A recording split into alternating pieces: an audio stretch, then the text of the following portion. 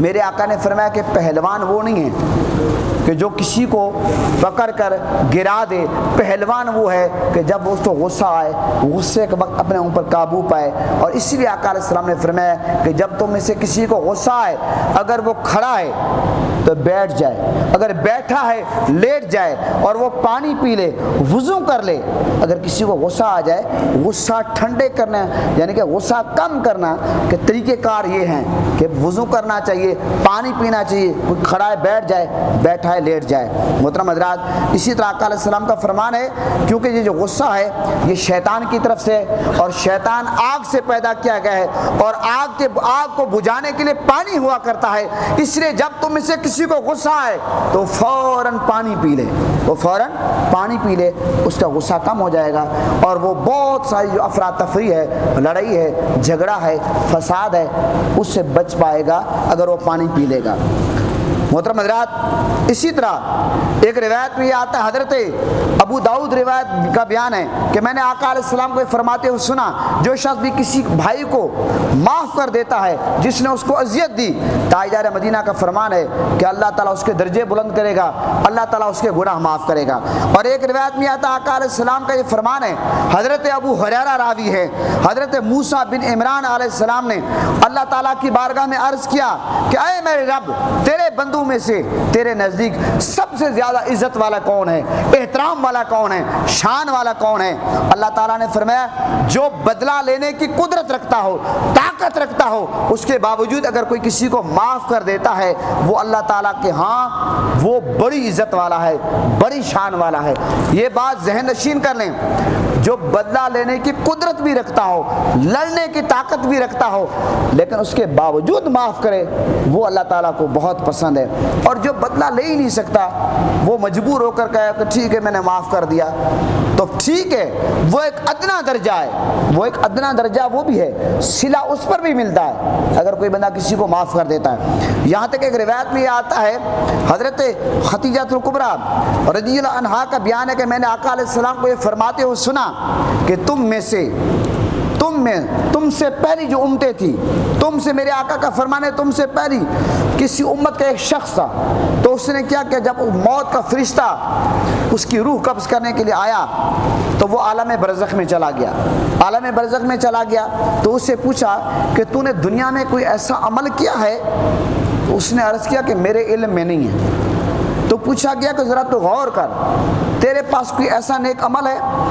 اس نے جب غور و فکر کیا، اس نے کہا میرے پاس کوئی اور نیک عمل تو نہیں ہے، البتہ میرے پاس ایک عمل ضرور ہے کہ میں لوگوں کو قرض دیتا تھا، اور جو مالدار لوگ ہوتے تھے اگر وہ وقت پر قرض کی ادائیگی نہ کرتے میں ان کو مہلت دیتا تھا، اور جو قرض ادا کرنے کی پوزیشن میں نہ ہوتے تھے میں ان کو معاف کر دیتا تھا، درگزر کرتا تھا، بس میری یہ ادا ہے، تو میں یہ کام کرتا تھا۔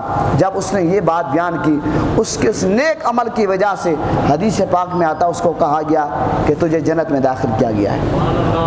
حضرات محترم، یہ ساری جو روایات ہیں، میں دو روایت اور آپ کے سامنے رکھنا چاہتا ہوں۔ ایک دفعہ ایسا ہوا، حضرت امام زین العابدین کے بارے میں آتا ہے، جو حضرت امام حسین علیہ السلام کے بیٹے ہیں، جو کربلا میں آپ کو پتہ بیمار تھے، اس لیے کہتے ہیں کہ جب بھی آپ نے کسی بیمار کے لیے دعا کرنی ہو تو آپ یہ کہیں کہ یا اللہ بیمار ہے کربلا، حضرت امام زین العابدین کا واسطہ اس بیمار کو شفا عطا فرما، تو اللہ تعالیٰ حضرت امام زین العابدین کی بیماری کے صدقے اللہ تعالیٰ اس بیمار کو شفا عطا کر دیتا ہے۔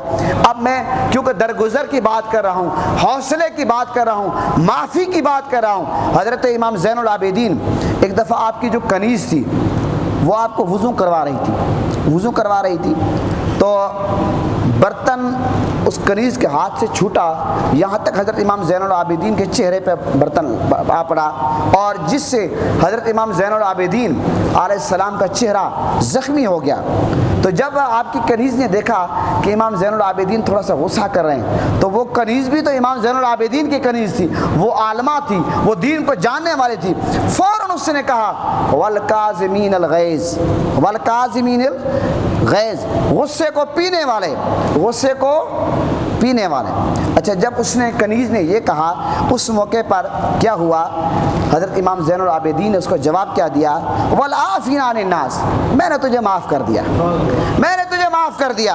اور پھر وہ کنیز نے آگے کیا کہا؟ قرآن میں یہ بات ہوئی، کنیز پھر عرض کرنے لگی کہ واللہ یحب المحسنین، اللہ تعالیٰ جو ہے وہ معاف کرنے والوں کو پسند کرتا ہے، اللہ تعالیٰ معاف کرنے والوں کو پسند کرتا ہے۔ یہ ہے حضرت امام زین العابدین علیہ السلام کا اسوہ، یہ ہے حضرت امام زین العابدین کی سیرت۔ غصہ آنا یہ کوئی کمال نہیں ہے، غصہ انسان کو آ جاتا ہے، لیکن کمال یہ ہے کہ غصے پر قابو پانا، یہ کمال ہے۔ اور احسان کرنے سے انسان اللہ کا محبوب بن جاتا ہے۔ اور جو متقی لوگ ہیں، جو پرہیزگار لوگ ہیں، اور ان کی یہ شان ہے کہ وہ درگزر کرتے ہیں۔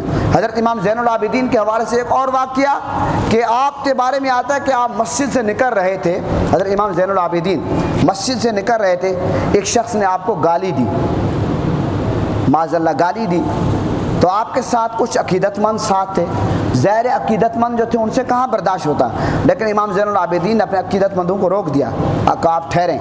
امام زین العابدین نے اس شخص سے پوچھا کہ آپ کیا کہنا چاہتے ہیں، اور اس شخص نے اپنی کوئی حاجت پیش کی۔ امام زین العابدین نے گالیاں دینے والے کو 1000 درہم بھی دیے، اور اپنی چادر جو عزت کی علامت سمجھی جاتی تھی وہ بھی دے دی۔ اور وہ جو گالیاں دیتا تھا بعد میں جب حضرت امام زین العابدین کو دیکھتا تھا تو کہتا تھا واہ واہ یہ ہے خون رسول، یہ ہے خون رسول۔ تو گالیاں دینے والوں کو چادریں عطا کرتے ہیں، گالیاں دینے والوں کو درہم عطا کرتے ہیں۔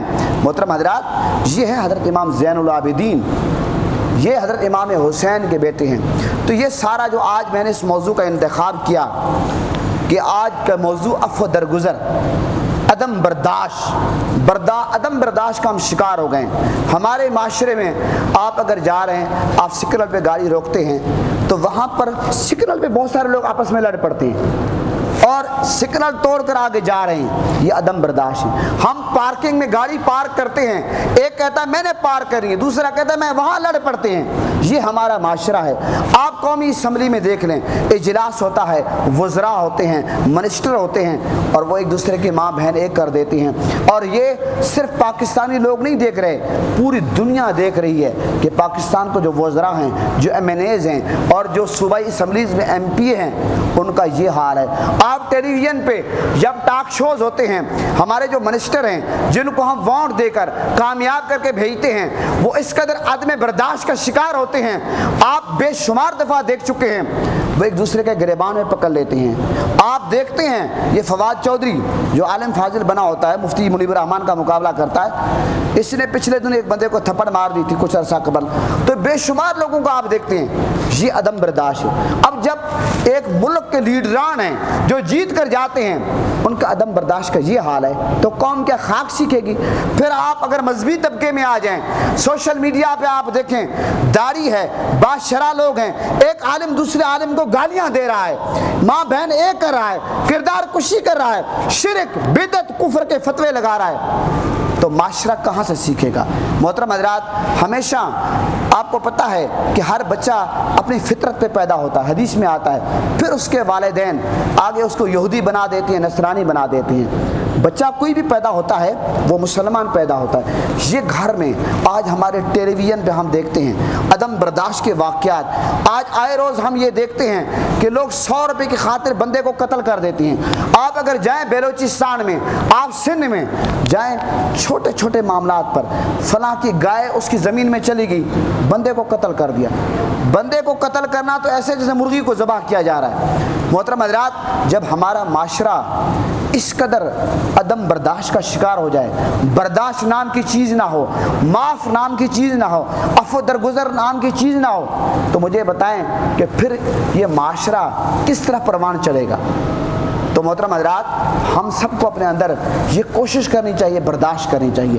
अफ़्व दरगुजर से काम लेना चाहिए, आका अलैहिस्सलाम की ज़िंदगी को पढ़ना चाहिए और फॉलो करना चाहिए कि तैफ के मकाम पर जिन लोगों ने आका अलैहिस्सलाम पर पथराव किया है, आवाज़ें कसी हैं, मेरे आका ने उनको माफ़ फरमाया। फिर मक्का फतह हुआ, जो मेरे आका के जानी दुश्मन थे, आका अलैहिस्सलाम ने दरवाजे खोल दिए कि आज मलामत करने का दिन नहीं है, आज बदला लेने का दिन नहीं है, आज रहमत का दिन है। लेकिन अफसोस हम दीन से दूर हो चुके हैं। आज हम लोगों की सुलह नहीं कराते, हम लोगों को लड़ाते हैं। आज हम सुई धागे का काम नहीं करते, हम कैंची का काम करते हैं। हमें कोशिश करनी चाहिए कि दो मुसलमान अगर आपस में नाराज़ हैं, हमें उनकी सुलह करानी चाहिए। आप यकीन जानिए, मैं एक तजर्बे की बात आपको बता रहा हूँ। हमारे बलूचिस्तान ज़िला बारखान में, आपको पता है बलूचिस्तान में, सिंध में, इन इलाकों में जो कबायली इलाके हैं, वहाँ पर ये लड़ाई झगड़े फसादात बहुत ज़्यादा होती हैं। चंद नौजवानों ने एक कमेटी बनाई अमन कमेटी के नाम से, और उन नौजवानों ने तहरीक चलाई, जहाँ भी कहीं कत्ल हो जाए, लड़ाई हो जाए, झगड़ा हो जाए, फसाद हो जाए, 10-12 नौजवान उनके घर पहुँच जाते हैं, उनके पाँव पकड़ लेते हैं, दाढ़ी में पकड़ लेते हैं, बाबा खुदा के लिए एक दूसरे को माफ़ करो। ये चंद